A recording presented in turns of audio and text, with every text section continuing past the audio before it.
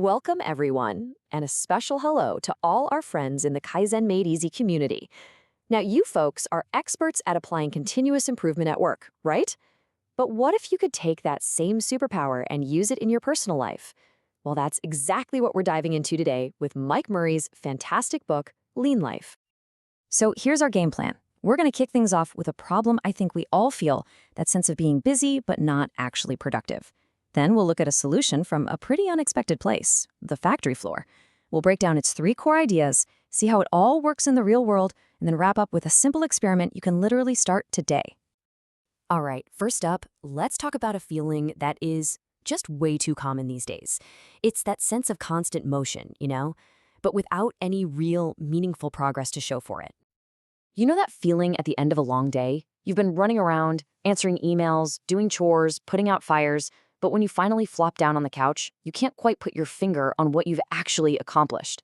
It's just pure exhaustion, but without any of the satisfaction. The author we're talking about, Mike Murray, just hits the nail on the head in his book Lean Life. He calls this living in reaction mode. It's basically when your day is running you instead of the other way around. You're just reacting to whatever comes at you, and man, it is a huge source of stress and frustration. So what's the fix? What if the solution to all this personal chaos wasn't some new, trendy productivity app, but a time-tested, proven system that comes straight from the factory floor?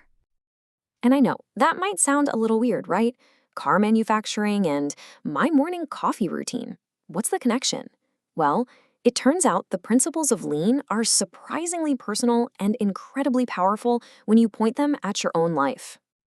And this is really the whole point of Lean Life. Mike Murray gives us this super clear roadmap to take these powerful professional tools and use them to create more space, more time, and honestly, more calm in our personal lives. For anyone who's new to this, lean thinking is actually beautifully simple at its heart.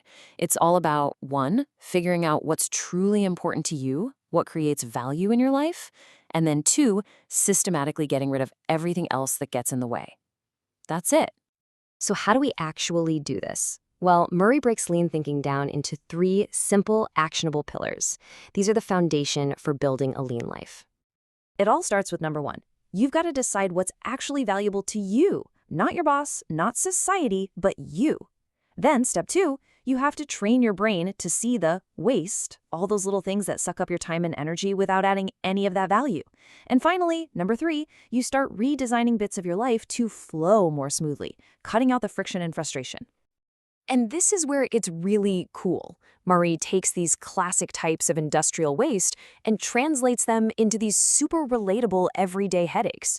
Waste of motion isn't an inefficient factory layout. It's you walking back and forth across the house 3 times because you forgot your keys, then your wallet, then your phone. Overproduction?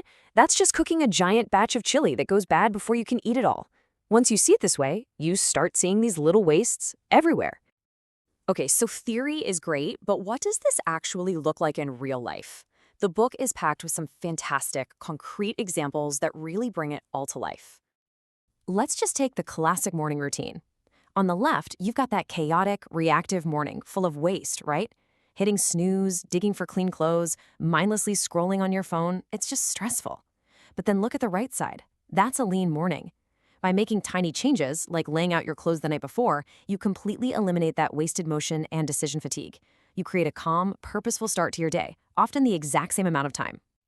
And here's the kicker. These small, almost insignificant seeming changes, they have a massive impact over time. The book points out that the average person can spend up to 104 hours a year just doing laundry. Think about that. That's over 2 full 40-hour work weeks. A simple lean approach, like just having a standard laundry day, can slice that time in half, giving you back dozens of hours every single year. Now, what I love most about this entire approach is that you don't need some huge, life-changing plan to get started. In fact, the book says to do the exact opposite. Start with small, simple, low-risk experiments. This is a mindset our Kaizen community knows in its bones. It's all about progress, not perfection.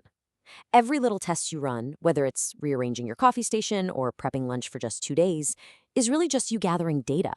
It helps you learn what actually works for you so you can adapt and improve as you go. So I'll leave you with this really powerful question from the book. Think about your week ahead.